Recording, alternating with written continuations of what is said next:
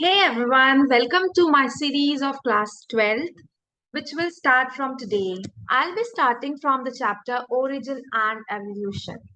So, we are going to see in this chapter how did life originate and how it evolved. So, what was the atmosphere when the earth started, right? How the atmosphere looked like, and was there life or no? And then how did the life started coming? What was the first cell looking like? What are the different theories of origin of life, and what are the different theories of evolution of life? So let's begin. So let's see the origin of life. I'll be considering I'll be taking this chapter in two parts. So the first part is origin of life. Coming to origin of life, the process of origin of life is called protobiogenesis. In protobiogenesis, we study how the life was originated, how it began. There are four main theories which have been given for origin of life. The first one is theory of spatial creation, where it is more about the gods have created this world and all the living and non-living forms. Then there is theory of panspermia, which we will be seeing in next few slides. The next theory is theory of spontaneous generation. So, बस होते होते अचानक से the life was created from non-living organisms. So, this theory believes that the living has come from non-living organisms, which is called abiogenesis. Then you have the theory of biogenesis, which says living comes from living. So we are going to go into a bit of details of these theories. So first one is theory of spatial creation. So it believes that the life is created by supernatural powers. मतलब भगवान ने, God ने life को create किया है. There is no scientific explanation.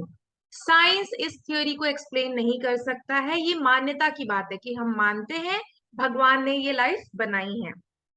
For example Hindu belief है, इसमें अलग अलग रिलीजन्स के भी अलग अलग बिलीफ्स हैं, because these are believes, these are not scientific logics.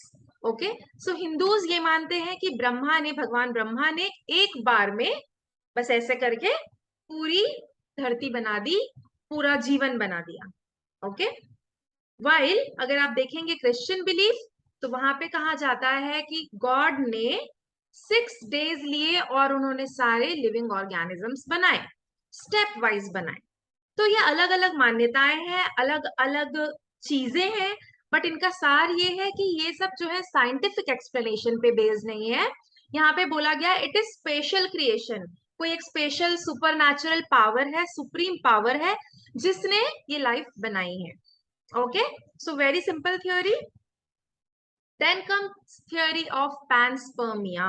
So इसमें बोला जाता है कि अगर ये अर्थ है, ठीक है, तो कोई दूसरे प्लैनेट से अर्थ में कुछ स्पोर्स आए या कुछ माइक्रो ऑर्गेनिजम्स आए, जिनको कहते हैं पैंसपर्मिया. ओके, सो ये पैंसपर्म्स आए यहाँ पे and they started growing on the earth. So यहाँ पे बोला जाता है कि लाइफ अर्थ पे ओरिजिनेट ही नहीं हुई है, ओरिजिनेट कोई और प्लैनेट में हुई है, वहां से बस स्पोर्स अर्थ पे आए और वो स्पोर्स आगे बढ़ने लगे और उन्होंने लाइफ क्रिएट की. इसको कॉस्मोजोइक थ्योरी भी बोलते हैं, क्योंकि इसमें कॉस्मोस की हम पूरे बात कर रहे हैं, कोई दूसरे प्लैनेट्स की भी बात कर रहे हैं. Okay, the third theory is theory of abiogenesis या फिर थ्योरी ऑफ स्पॉन्टेनियस जनरेशन. इसमें हम ये कहते हैं कि लाइफ जो है, पहले नॉन लिविंग थिंग्स थी, नॉन लिविंग ऑब्जेक्ट्स थे, मतलब इनएनिमेट ऑब्जेक्ट्स थे, जो एनिमल्स नहीं थे, जिनमें लाइफ नहीं थी, उन्हें हम कहते हैं इनएनिमेट. सो पहले अर्थ पे नॉन लिविंग ऑब्जेक्ट्स थे. स्पॉन्टेनियसली धीरे धीरे एक दिन अचानक से लाइफ मतलब लिविंग ऑर्गेनिज्म उन इनएनिमेट ऑब्जेक्ट से बन गया. इस थ्योरी को बहुत लोगों ने सपोर्ट किया था, जैसे एरिस्टोटल, एपिक्यूरस. ये लोग ऐसा बिलीव करते थे कि ड्यू ड्रॉप्स होते हैं ना, उनसे इंसेक्ट्स बन गए, मीट से अपने आप मक्खी के बच्चे बन गए, फ्लाई मैगट्स बन गए, मिट्टी से कीचड़ से फ्रॉग्स बन गए, which we know might not be true, right. So कुछ साइंटिस्ट्स ने इस थ्योरी को सपोर्ट किया कि यहाँ पे कीचड़ पड़ा हुआ है, अचानक से एक दिन उसमें फ्रॉग बन गया। बट इसको साइंस यूज करके कई साइंटिस्ट ने इस पर एक्सपेरिमेंट करके इसको डिसअप्रूव किया, इसको खारिज किया कि ऐसा नहीं होता है। तो हम देखेंगे कैसा होता है। सो ये दो एक्सपेरिमेंट्स हैं जो काफी फेमस एक्सपेरिमेंट्स हैं। एक एक्सपेरिमेंट है जो पाश्चर ने किया है, and there is one experiment which Francesco Redi has done. Okay, so दो एक्सपेरिमेंट्स अबायोजेनेसिस को डिसअप्रूव करने के, सपोर्ट करने के नहीं, उसको गलत बताने के दो एक्सपेरिमेंट्स हैं फेमस। पहला आप देखेंगे पाश्चर का एक्सपेरिमेंट। इसमें पाश्चर ने क्या किया, एक उन्होंने फ्लास्क लिया है। आप देख सकते हैं फ्लास्क का जो ट्यूब है it is U shaped, right, it is twisted spiral tube. So पहले फ्लास्क में एक ब्रॉथ लिया and they have boiled it. Boil करने से क्या होगा, इसमें अगर पहले से कोई माइक्रो ऑर्गेनिजम्स, मतलब कोई जिंदा ऑर्गेनिजम्स, माइक्रो ऑर्गेनिजम्स होंगे तो they will die. That's why they have heated it, boiled it. जैसे हम दूध को उबालते हैं, right, to kill the microorganisms, ताकि वो बाद में फटे नहीं by the action of those microorganisms. वैसे ही उन्होंने ब्रॉथ को पहले बॉईल किया to kill any pre existing microorganisms. इसका मतलब अब इस ब्रॉथ में कोई लिविंग ऑर्गेनिज्म नहीं है, मतलब now this broth is inanimate, there is all non living thing here.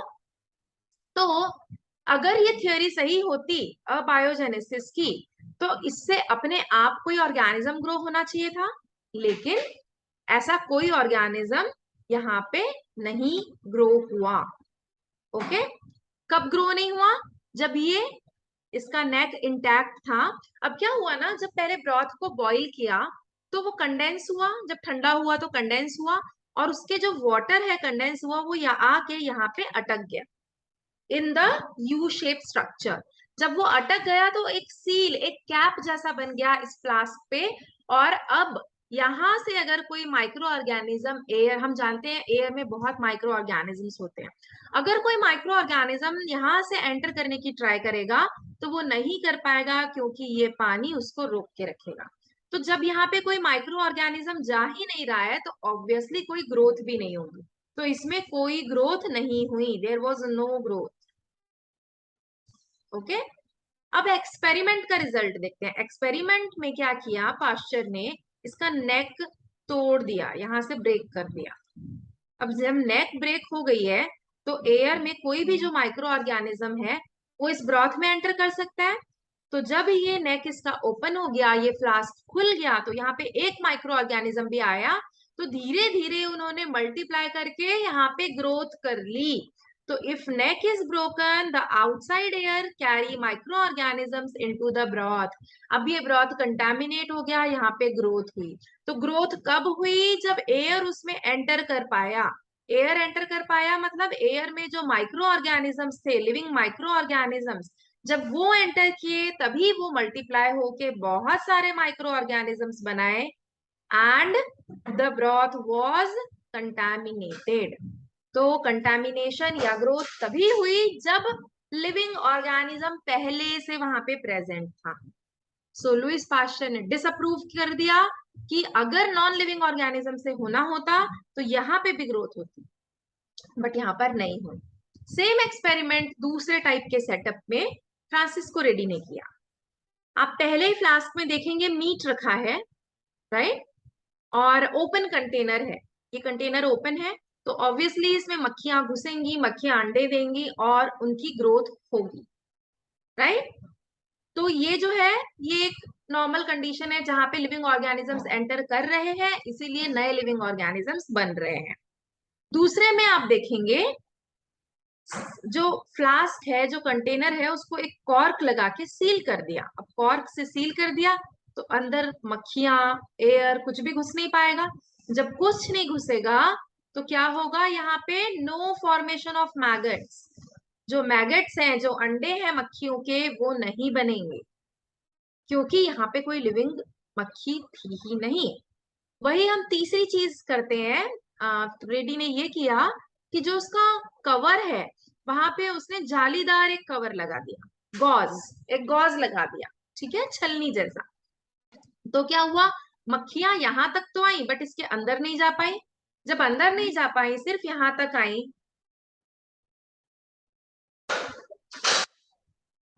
तो जब वो अंदर जा ही नहीं पाई, तो ऑब्वियसली उन्हें जो अंडे दिए वो कहाँ पे दिए? In the gauze. So living organisms were present in the gauze, but no growth in the container inside. So this shows that living organisms cannot generate from non-living organisms. और इस तरीके से नई थियोरी आई बायोजेनेसिस, कि living organisms will only come from pre existing living organisms. जैसा कि pasture के experiment में हमने इसके पहले देखा, जब एयर आ पाई अंदर इन द फ्लास्क, एयर आई मतलब एयर में बहुत सारे माइक्रो ऑर्गेनिजम्स हैं, जब माइक्रो ऑर्गेनिजम्स आए तभी नए माइक्रो ऑर्गेनिजम्स बने, राइट, न्यू माइक्रो ऑर्गेनिजम्स बने। सिमिलरली रेड्डी के एक्सपेरिमेंट में हमने देखा कि जब फ्लाई अंदर आ पाएगी कंटेनर के, तभी वो मैगट्स फॉर्म करेगी, तभी वो अंडे देगी। when the fly was not coming inside the container, there was no maggots. So living is always coming from a living, pre-existing living organism. Always a living is coming from a pre-existing, पहले से exist करने वाला living organism. But इस theory की सबसे बड़ी कमजोरी थी कि ये थ्योरी एक्सप्लेन नहीं कर पाई ओरिजिन ऑफ लाइफ, क्योंकि हम बता रहे हैं लिविंग से दूसरा लिविंग आया, वो पहला लिविंग कैसे आया? तो हम कंटिन्यूटी को बता रहे हैं कि लिविंग से आगे लिविंग कैसे कंटिन्यू हो रहा है, राइट। बट पहला लिविंग कैसे आया, पहला ओरिजिन कैसे हुआ, that was not explained. So this theory, the biggest the biggest limitation of this theory was it could not explain the origin of life. So yeah, here we are done with our theories of origin of life. There is chemical evolution theory for the like where we believe that there were non-living objects, like there were many chemicals which were present in the air, they assembled and then they have given birth to the life. Okay, so we are going to see that theory in the next video. Thank you so much. Take care. Bye. Please subscribe to my channel and like the video if it has helped you. Thank you so much.